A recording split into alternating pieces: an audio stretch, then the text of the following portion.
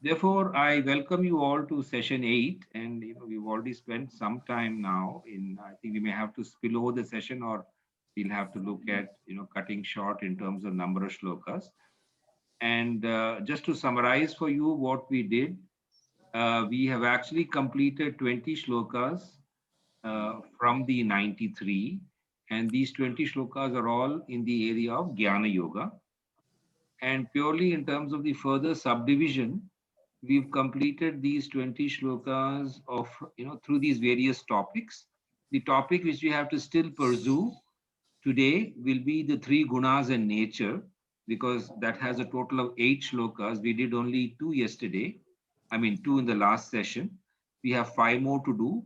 And with that, in the next session that we have, we'll have 1 of topic 6 and 4 of topic 7 to complete next session. So that would complete the entire 30 shlokas of Jnana Yoga.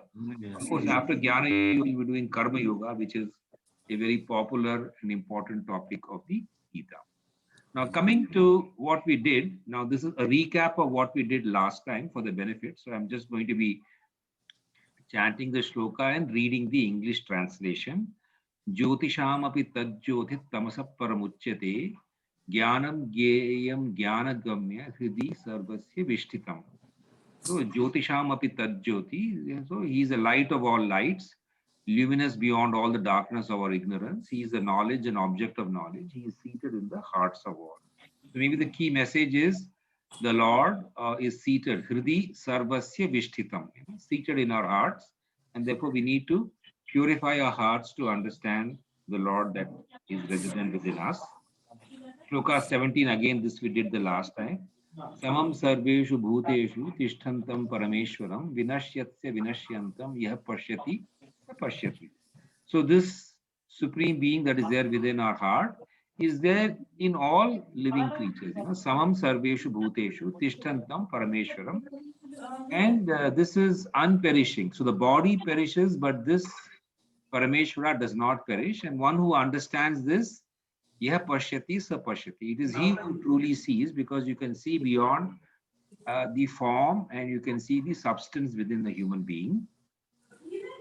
Next, we come to Shloka 18, which is a description of this consciousness.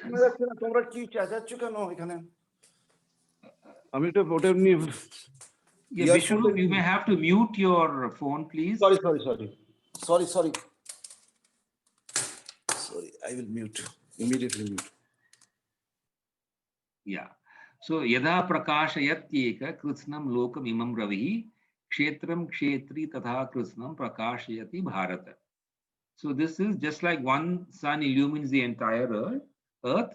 So, the consciousness or the God that we have inside, he illumines the entire body, and therefore every pore of the body is alive because of this consciousness within us. Then 19th, we come to the guna part of the entire. So till here it was the self and the Brahman, as you can see from the title on top. We have 2 shlokas on the guna, which was also one of the questions asked by Vishwarup. So Sattva Rajas Tama iti guna prakriti sambhavaha Nivadhanti Mahabahu Dehe Dehinam Avyam. So the 3 gunas are born from Prakriti, Sattva, Rajas, and Tamas. And these are there and they bind because of Sattva, Rajas, and Tamas. The God that we have within us is bound to the body. These are like 3 anchors which pin the soul or the Atma to our body. And the final one is Swattam Sukhe Sanjayati Rajat Karmani Bharata. Jnanam avritya tutama pramade sanjayatyutam. So, sattva is attached to happiness, rajas to action, and tamas is for ignorance and negligence and inaction. That is the nature of these 3. And therefore, all of us have all these 3 gunas in various proportions. So, that's what we did till the last session or in the last session. Now, I begin with what we have in this session. So we have another shloka on the gunas, which is Sattvat Sanjayate Jnanam Rajaso Lobha Evacha Pramada Mohau Tamaso Bhavato Jnanam Evacha. So the Anvaya, which is the sequence in prose, Satvat. Satvat is what we call Panchami Vibhakti, alag karna. So Sattva se kya alag hota hai? Gyan. So from the Sattva guna, Gyanam Sanjayate. Sanjayate is born. Rajasaha cha lobha eva cha. And from the Rajoguna, we have Lobha, which is born. Tamasaha Pramada Moho Bhavataha. Yeah, from Tamasa, we have Pramada is negligence, Moho is delusion, Bhavataha, and Agyanam. So we have these three. Now, you may ask me, how is this different from what we have said here in the earlier one last week? And why have we chosen this? So this particular shloka, of course, Sukham is like Gyanam here. Rajaha, action, is the equivalent of Lobha here. And Jnanam Avritya Pramade. So the word Pramade, as we can see, is common, which is negligence, which is a factor. Jnanam Avritya, covering of Jnana is the same as Ajnanam. So we can see that there is a kind of similarity, in fact, as far as the description of the tamas is concerned, though there is a slightly new perspective to Sattvam and a slightly new perspective to Rajas. Now, in terms of the super comment, the only interesting comment that I have about this shloka is that the Lord is an expert in the methods of instruction. He wants to impress on the mind of the disciple the effects of the three gunas. And for this purpose, he repeats the same idea in different ways. A good teacher, when instructing children, follows the same method. When these ideas are fundamental truths, they should be repeated and reasserted so that they sink into the mind of the listeners. So essentially, the 21st shloka that we are doing, which is actually the 17th shloka of the 14th chapter. The 14th, now you can see that all these shlokas on the gunas are from the 14th chapter. So the 14th chapter itself is on Guna Traya Vibhaga Yoga. So it is talking only about the three gunas, and therefore we can but expect the exposition on the three gunas to be found in the 14th chapter. And this particular shloka, which is the 21st one, the first one for today, as you can see on the left, is simply a repetition with some slight variation of the last shloka we did last week. So the changes are only in terms of what is being mentioned as the consequence of sattva. Here it says jnanam is a consequence, and there it says happiness, sukham is a consequence. Rajasa, action, is a consequence, and here we say lobha is a consequence. Otherwise, when it comes to tamas, it is more or less saying the same thing. Okay, now we come to the second shloka, the 22nd shloka, and the second one for today. Again, it is from the 14th chapter, and it is talking a little more about the gunas. So here is the shloka itself. Manapamanayos tulyas tulya mitta ripakshayo sarva rambha parityagi gunatita sa uchyate. Of course, I have chanted this very, very straight. But if I were to chant it with the raga, or not raga exactly, with the poetic intonation, it will be like this. Mana pamana yos tulyas tulyo mitra ripakshayoh sarvarambha parityagi gunatita sa uchyate. So having chanted it in a poetic form, let us look at the sentence order. Mana apamanayoh tulyah. So this we understand. Man or apman tulyah, to treat as equal. Mitra ari pakshayo tulyah. Mitra is friend, ari is energy, ari paksha is one belonging to the group of enemies. Pakshayo tulyah, you treat them as equal. Sarva arambha parityagi sa gunatita sa uchyate. Sarva arambha parityagi. Now that's an interesting phrase, because what it says is that you do not actually, you regard yourself as an instrument of the Lord, instrument of the Atma. So you out of your own ego do not start any kind of work. Sarva arambha parityagi, we have to understand that it's not that you don't take any initiative, but you don't take any initiative driven by your ego. Only that is meant by Sarva Ramba Parityagi. And when you have such a person who does not initiate work based out of ego, who has an equal reaction to man and apman in Hindi, who is tulya or similar in his reactions to Mitra and Ari, such a person is gunatitah sa uchyate. So such a person is beyond the three gunas. Now, how do we understand this? We understand this from the simple perspective that the person who has uh, insulted us, or the person who has honored us, so the mana and apamana, that person also has got some sattva, rajas, and tamas, right? On the basis of which the person is doing the mana and apmana to us. In the same way, the person who is a friend and an enemy also has sattva, rajas, tamas within them, which they demonstrate, and therefore they are labeled as mitra or ari, which is enemy. So when you are able to look at the offerings from sattva, rajas, and tamas coming from your opposite side equally, then obviously it means that you have gone beyond the guna as manifested by the other person, which could be sattva, and the person is doing your mana, which could be sattva when the person is your friend, which could be tamasic when they're doing apmana, or could be rajasic also. Even mana and mitra can be rajasic because I have great affection for you. I give you a lot of books. I give you a lot of whatever time. So therefore, whenever we get something from someone, it is always a combination of sattva, rajas, and tamas, as much as sattva, rajas, and tamas are within us.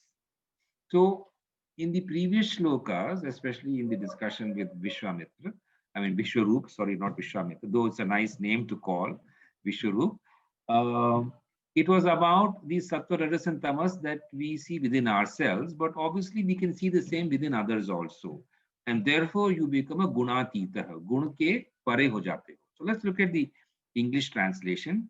To whom honor and insult, the faction of his friends and faction of his enemies are equal things, who is steadfast in a wise and imperturbable and immutable inner calm and quietude, who initiates no action but leaves all works to be done with the gunas of nature, which includes ego, he is said to be above the gunas. So in Hindi, जो मनुष्य मान और अपमान में समान रहता है, मित्र पक्ष और शत्रु पक्ष के प्रति समान दृष्टि रखता है, विवेक युक्त अविकार्य और अचल भीतरी शांति में दृढ़ प्रतिष्ठित रहता है, जो स्वयं कोई कार्य प्रारंभ नहीं करता अपितु समस्त कर्मों को प्रकृति के गुणों के ऊपर करने के लिए छोड़ देता है, वह गुणातीत कहा जाता है. So saying the same thing that I had explained in English.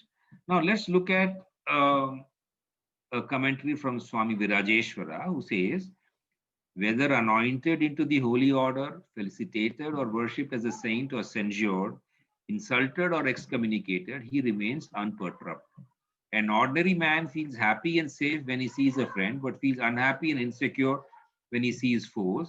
But a man who remains composed and undisturbed under all circumstances is said to be beyond all the three qualities.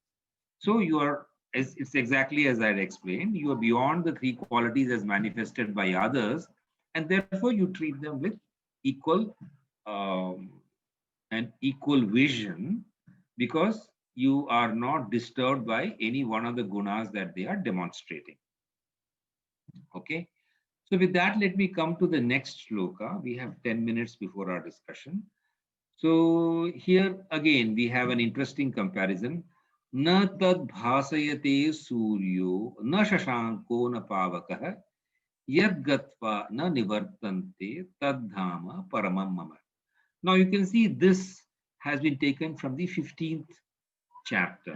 The 15th chapter is named as Purushottama Yoga. So we are looking at the infinite, at the Brahman, at the Paramatma as Purushottama. So once you reach the abode of Purushottama, which means you have experienced the Purushottama within yourself, then this shloka describes that particular situation or that particular mode of thought. So to chant the shloka from my side, na tad bhasayate suryo na shashanko na pavakah yet gatva na nivartante tadhama paramam mama. So looking at the Anvaya, yet gatva na nivartante tat mama paramam dhama. Jahan jakar, yad gatva, where we go, na nivartante, we don't return back. Tat mama paramam dhama, that is my great dham. Dham is place of residence. Okay, and that place of residence is tat na suryo bhasate. Tat na suryo, so the sun does not illumine that place. Na shashankah na pavakah. So there you don't have the moon also, and there you don't have the breeze also. Pavaka. Pavaka is fire, sorry, not breeze. Pavaka is fire. So what does this mean? It means that, see, something which is beyond the sun, beyond the moon, and beyond the fire must be the basis of the moon and the sun and the fire. So the fundamental constituent, the fundamental foundation is the Paramadhama, which means that it is the Brahman, it is the universal consciousness. And therefore, when you are embedded in the universal consciousness, there is no need for the sun there, not in the sense of the sun sun not being required for the light, but essentially meaning that it is beyond the sun because it is the basis of the sun. So the universal consciousness is the basis of the sun. Universal consciousness is the basis of the moon. Universal consciousness is the basis of the fire. And once you understand that, you will not step into ignorance. Yat gatva na nivartante. So once you reach that supreme knowledge, the question of falling off that knowledge does not arise because you've gone beyond the initial indicators of the sun and the moon and the fire. So coming to the English translation, there we find the timeless being, which is not illumined by the sun or moon or fire, but is itself the light of the presence of the eternal Purusha. Having gone there, they return not. That is the highest eternal status of my being. Coming to the Hindi translation, जिस पद को प्राप्त करके फिर जन्म मरण शरीरशील जन्म मरणशील संसार में नहीं लौटता होता, वह मेरा परम धाम है, पुरुषोत्तम का उच्चतम स्वरूप है। उसे सूर्य प्रकाशित नहीं करता, न चंद्रमा प्रकाशित करता है और न अग्नि प्रकाशित करती है। वह सनातन पुरुष का स्वयं ज्योति स्वरूप है। It itself is beyond these three. So let's look at the meaning of this in terms of a comment from Professor Ravi Ravindra.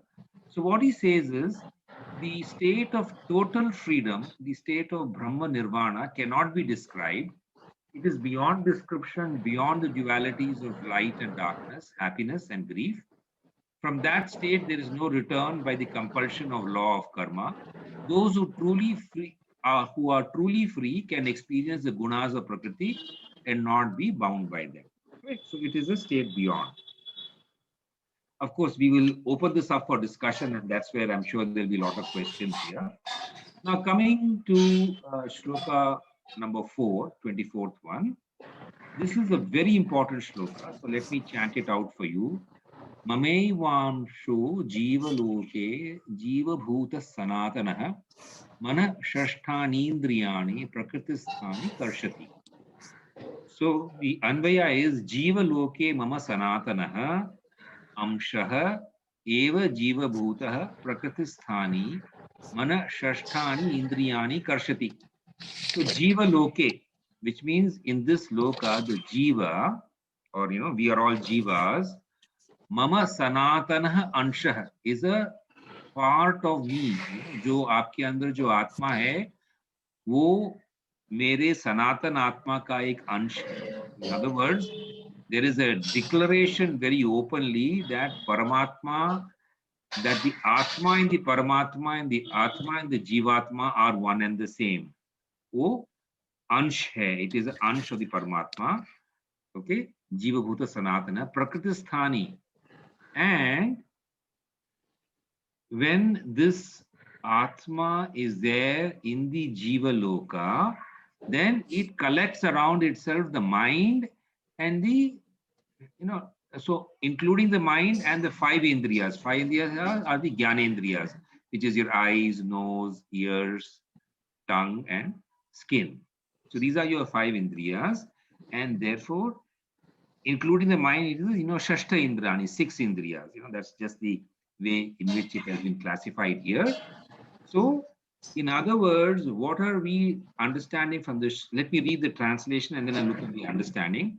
It is an eternal portion of me that becomes the jiva in the world of living creatures and cultivates the subjective powers of Prakriti, which is the mind and the five senses. Okay, now यह मेरा ही सनातन अंश है जो जीवों के श्लोक में जीव रूप होकर प्रकृति में रहने वाले मन और पांच ज्ञानेंद्रियों को विकसित करता है. So the commentary on this is, this shloka is one of the unshakable authorities in the Gita for the immanence. Immanence means penetration, interpenetration of the supreme in the jiva and also in the body, mind, and intellect. In other words, if people ask you, where is, how does reincarnation happen? What happens there? What is rebirth? This is a direct shloka which explains that, because it says that the Atma is a part of the Paramatma, and when it is there in the body, it gathers the manas, of course, the buddhi, my body, mind, and intellect, and of course, the jnanendriyas need to have a body. So, in other words, the Atma gathers a body, gathers the indriyas, gathers the mind, gathers the buddhi around itself so that it can function. And the Atma moves carrying with it the mind, but not the memory. So you may see, you will always ask, why don't I remember the previous births of mine? The logic is the qualities of the mind are carried forward, but not the memory of the body. The memory of the body dies with the body. Therefore, all the memories that you have of what you did in this lifetime die with the body, but the quality that you created across this lifetime travels with the mind, and that mind and the Atma is what becomes the Sukshma Sharira. The Sthula Sharira dies, and the Sukshma Sharira is what is transmitted from one birth to the other. So this shloka is a very important shloka which reiterates the rebirth theory and states that in very, very clear terms. Okay, so we did this shloka. Now let's do the final shloka for today. Yeah, we can do that.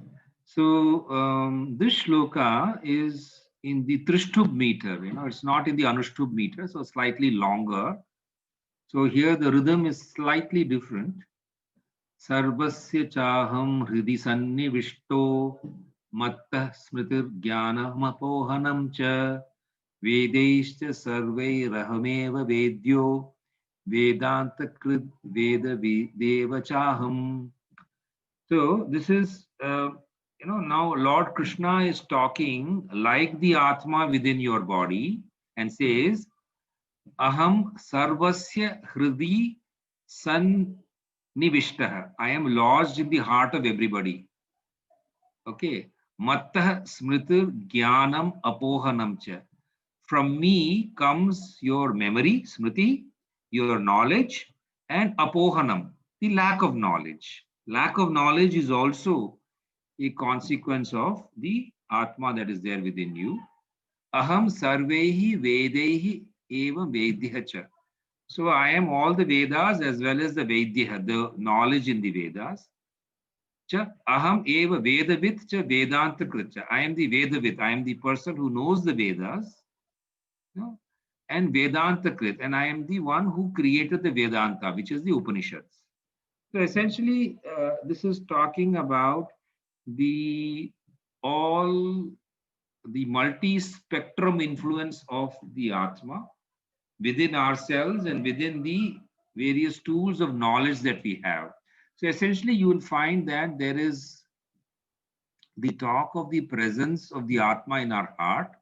There's a talk about our memory. There's a talk about our knowledge. There's a talk about our ignorance or apohanam. There's a talk about the Vedas. There's a talk about the person who knows the Vedas. There's a talk about the Vedanta and one who created Vedanta. So essentially saying that the Atma is everything behind whatever sources of knowledge we have and our ability to express that knowledge.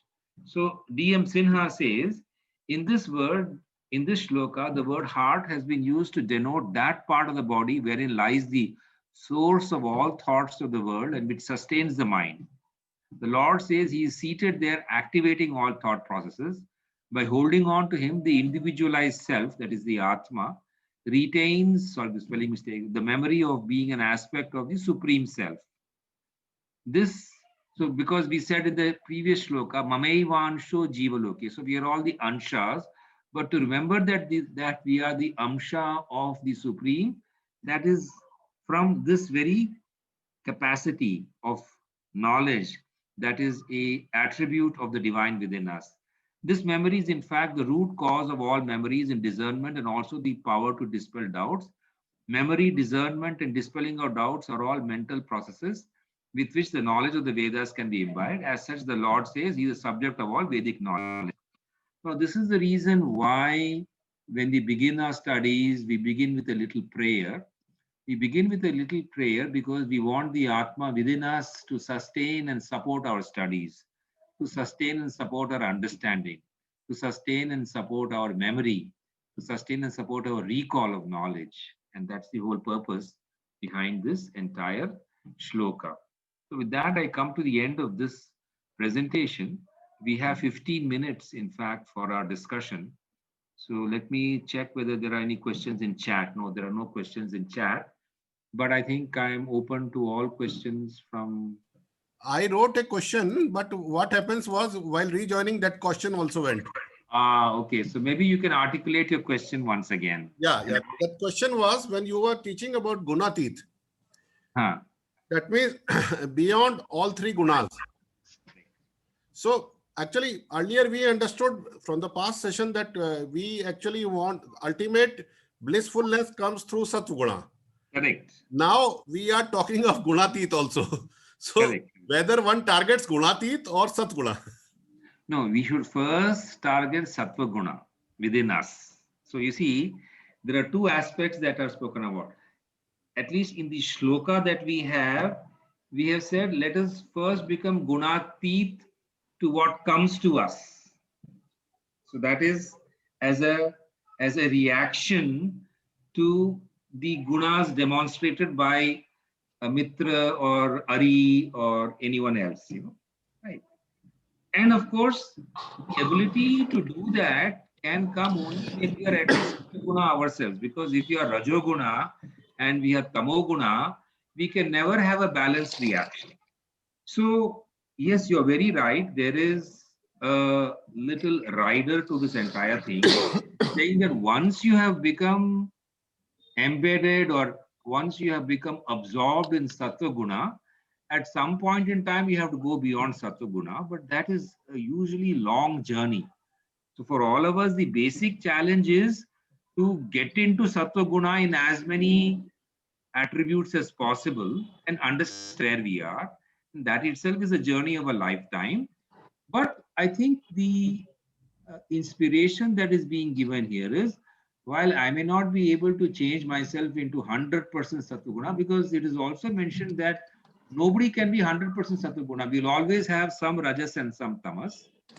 But the inspiration that Krishna gives is, at least the Sattva that we have within us, if it is able to react to the Sattva, Rajas and Tamas that others are demonstrating to us in a balanced way, at least for the Sattva, Rajas and Tamas of others, we have become Gunatit. Now to become Gunatit in both ways, both subjectively and objectively is wonderful. But let us first begin objectively to be Gunatit. and subjectively to be Sattva Guna, and then we'll slowly evolve over a period of time. This is my understanding. Sunil ji, does that make sense? Yeah, some sense, but do we think that when a person becomes sannyasi, so actually he becomes gunatit? He is supposed to, but then we no, but then often we find that a lot of people become sannyasis because they have no courage, at least in modern times, and they run away from life. Which is why in the Bhagavad Gita it says, unless you fully qualified to be a sannyasi, don't become a sannyasi, because you will reach the same phala with Karma Yoga itself. Because in chapter 5, Karma Yoga और संन्यास योग का एकदम कहा है कि जो इनको अलग समझता है वो बुद्धू है, वो विमूढ़ है, and इसको अलग ना समझिए, and therefore see, in modern times there is such a dilution of the whole concept of sannyasi that who is a sannyasi. In fact, the 5th chapter says, Yeya sa nitya sannyasi yona dveshti na kankshati. उसको नित्य सन्यासी समझो जो द्वेष नहीं करता है और जो आकांक्षा नहीं करता है. वो आप जो है सन्यासी का भेद वस्त्र पहने या ना पहने उसके ऊपर डिपेंडेंट नहीं है.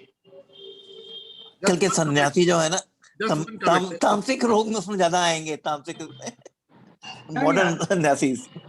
Yeah. See, actually, that's what happens. So unless you go through your married life fully and you understand what it's all about, you cannot actually become a sannyasi. Because suddenly, if you become a bala sannyasi, then what happens is 30, 35, you actually do not know anything at all. So you're not like Shankaracharya who can suddenly go into some other body and understand what married life or what pleasures are all about. Therefore, many of these Bal Sannyasis are not equipped to be Bal Sannyasis. And as such, people who become sannyasis after the Grihastha ashram are either better equipped or they are not ready. Better equipped because they understand, they are not ready because they are still thinking about the pleasures of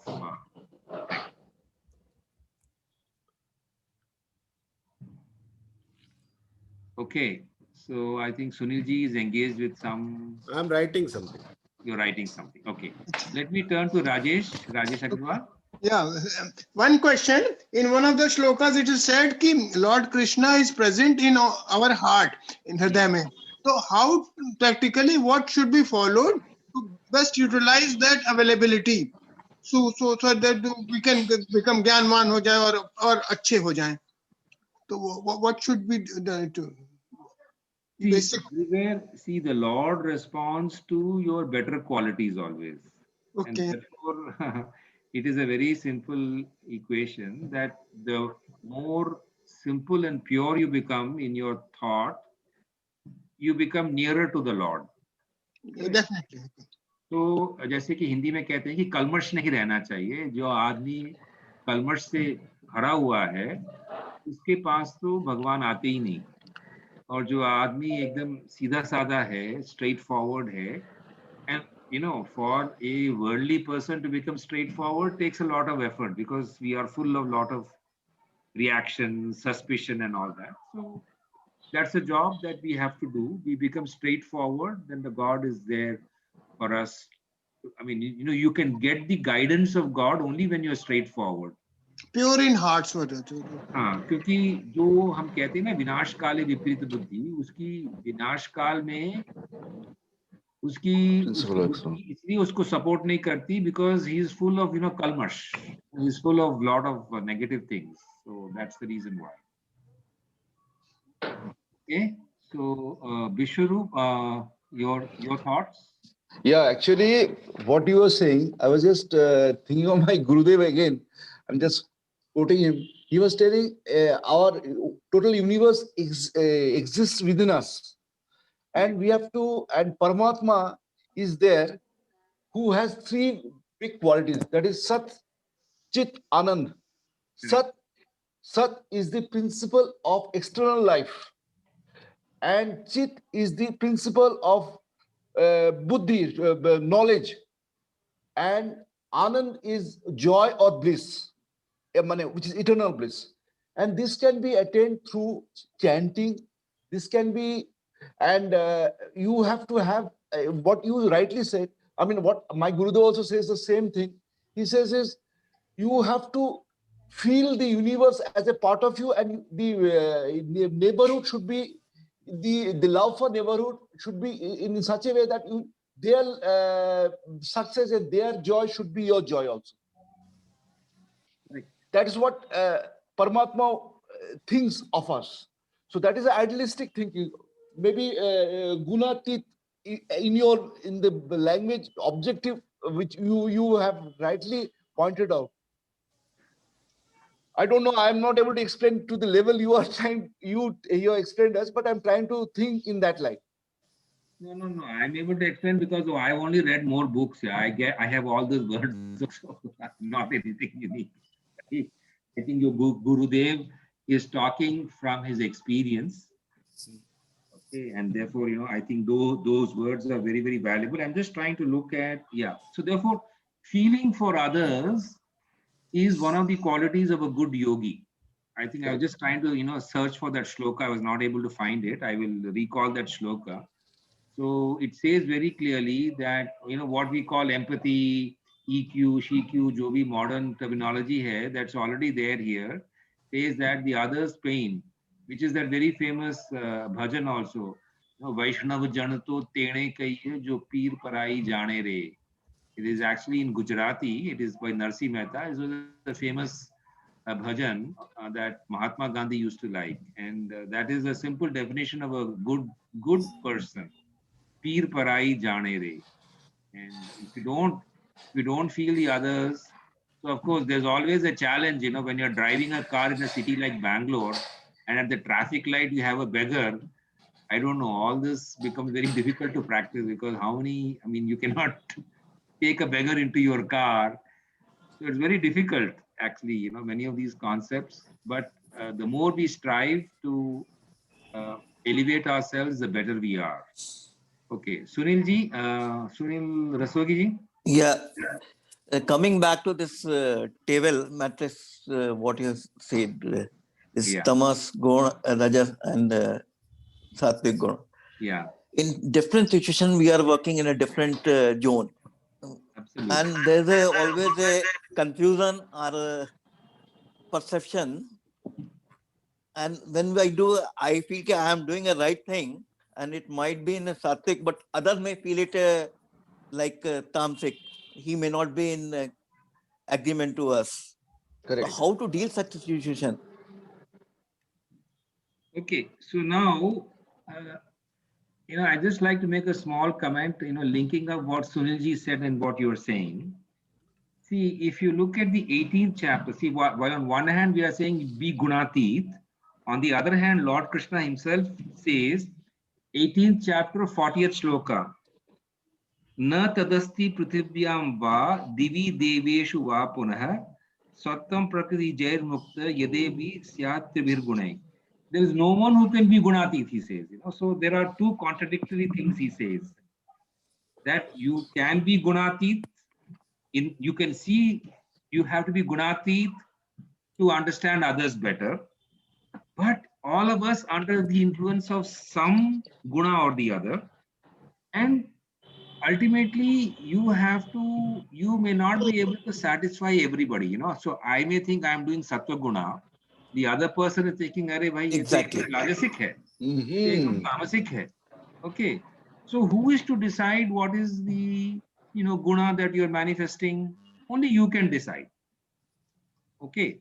So therefore, the Bhagavad Gita says, keep reading the Bhagavad Gita so that you understand the Gita, because Rajshekhar cannot, define for you in that situation what was Rajas and Tamas, nor can anyone else explain why the third person's interpretation of what you thought was Sattva, because you don't know the mind of the other person, no, the third person. What is there in his mind for him to call something Sattva as Rajas? So he's going by his definition. So the ultimate learning that I've had over all these years is, you have to understand your swabhava. आपके स्वभाव के अनुसार क्या है, ये सत्व है, रजस है, तमस है, and you stick to the same definitions, you will evolve. Correct. Of course, the whole question is the definition right or wrong? For knowing the definition right or wrong, you keep reading the Gita. So the Gita becomes a kind of framework for you to understand yourself. It does not give any final answer. कोई absolute answer नहीं है गीता में. So एकदम relative answer है कि भाई हाँ भाई इसको मैं सत्य समझता हूँ, मैं करते जाऊँ, मैं अच्छा हो जाऊँगा. Yes. So what happens is the Lord who is sitting inside you understands the sincerity of your definition and sincerity of your effort and rewards you. Now, whether that was something which someone else understood correctly or not does not concern you, because that is his headache, no?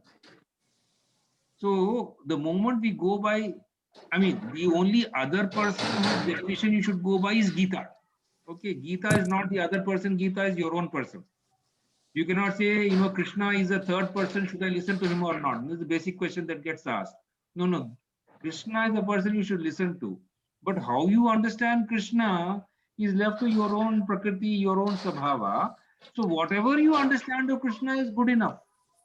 This is the beauty of the Gita. You know, that is why Gita makes sense to you and to every one of us. Because each one of us is interpreting the Gita in our own way. There are, otherwise, why would there be some 1,500 commentaries, you tell me, if Gita can be interpreted only in one way?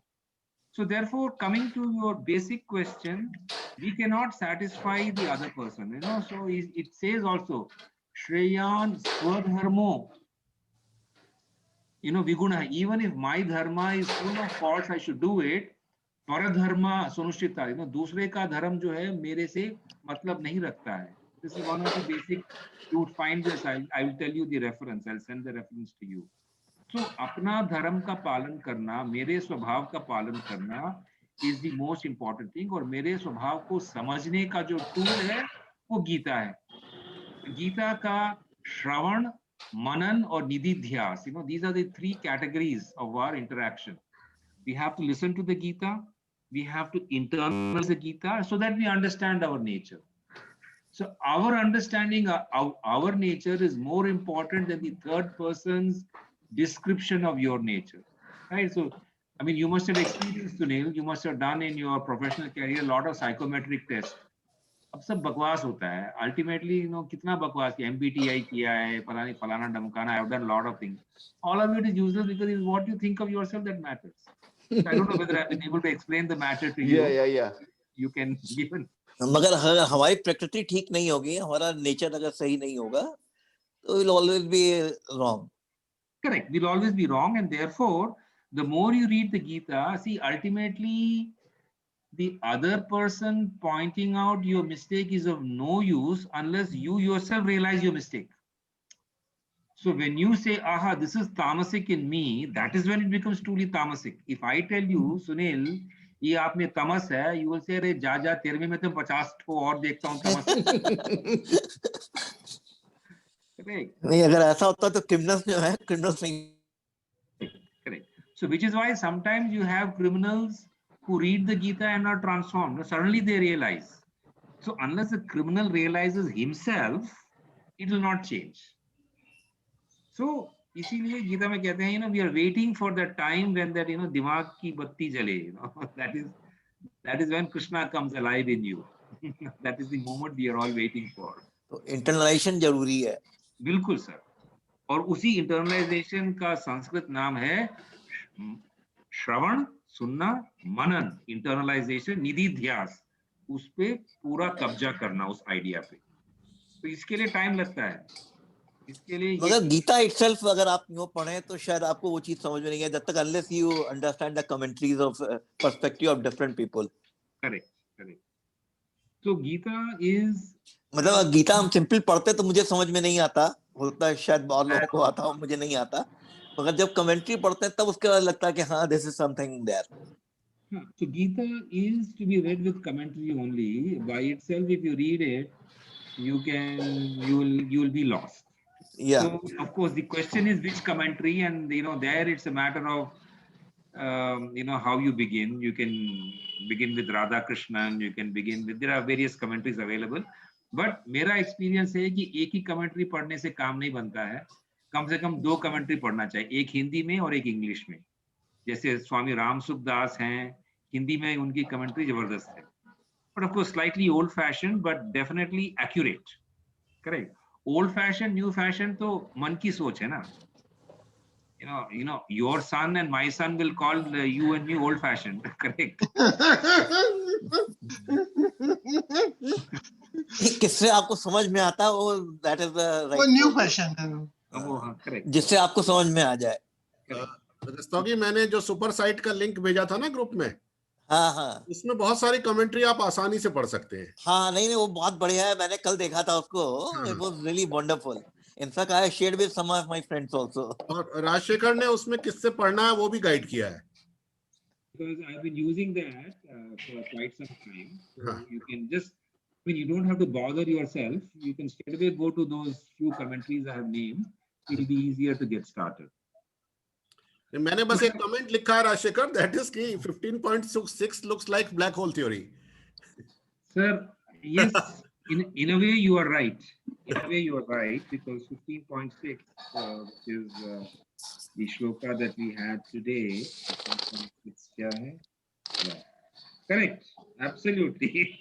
Because the sun does not come out, the moon does not come out, fire the ही नहीं है does वहां पर. not come out. You are right, which is why the Bhagavad Gita is so beautiful. No, you can have the law of conservation of mass, which we did earlier on, if you recall, in the earlier classes. Yes. We had then, nate vidyate bhavo na bhavo, जो है उसको हम निकाल नहीं सकते, जो नहीं है उसको ला नहीं सकते. So this is a law of conservation of mass and energy. और न तद भासते सूर्यो न शशांको न पावकः is black hole theory. और क्या चाहिए? नहीं, but I would also comment here. Sometimes some modern people are using these kind of shlokas to actually convince the masses that modern science was already available in the previous times of our. Yeah, no. So that is foolish, because you see, modern science with its descriptors, which are mathematical, Yeah. was not there. So these are, broad intuitive statements made, which are so broad that it can be fitted to any kind of circumstance. Yes. Yes. So just because it is fittable to any circumstance, it doesn't mean that we knew black holes. Yeah. That's what is precisely what I wanted to say. Exactly. You're perfectly right. In fact, kya hua, I'll share with you. We have just one more minute. In the Indian National Science Congress, INSA, which has, which is the top body of scientists in India, because of the BJP having come in, BJP and the RSS ideologues will claim everything is there in our Shastras. Okay. So there was one very, very RSS-oriented scientist who made a comment that we had, cloning, and we had, transplantation surgery of, Ganesha's head being stitched onto a human body is the, is a very, very prime example of organ transplantation. So that may be stretching matters too far, right? So we should not also give science too much of a jhatka by saying everything is there, nahi to halal ho jayenge.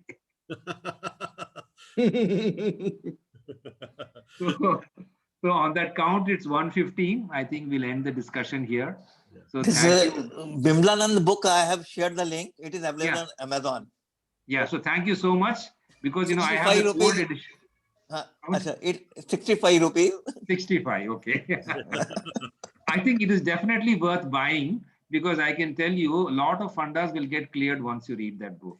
And she is Swamini Bimlananda, not Swamini. In fact, I want to share with you that actually the book is signed by her. Oh, that's great. Yeah. So she presented it to me. So I have an autographed book by AS. Great. I didn't actually pay for this. She said, Please share the details. huh? I mean, that You must is share it, the details. I have already shared in WhatsApp group. Okay. Yeah. So in fact, I'll see. Yeah, her blessings to me, I'll share with you. She says, Rajshekhar ji, Hari Om, may life be just right for you. So, that is the prayer that I have for this entire group. Sab log jo hai sattvic bane, just right bane, things will move ahead. Thank you. And So on uske that point, YouTube pe videos bhi available hai kafi, it seems. Absolutely. Wonderful. Thank you, Sunil ji, for this research and telling us. Sunil ji and Rajshekhar, thank you very much. Sunil ji, आप भी बहुत और all the participants also, they are really raising the enthusiasm and energy level at our age also. No, sir. This is, I'm telling you, I'm just sharing with you since I'm doing these Bhagavad Gita sessions for other people also. After 5 sessions, automatically there's a transformation in the interest level, energy level of the group. Yeah. And this is what is happening. Ye hamara kya 8th session hai. And I know the people who have been coming here regularly, please be assured that this is what happens.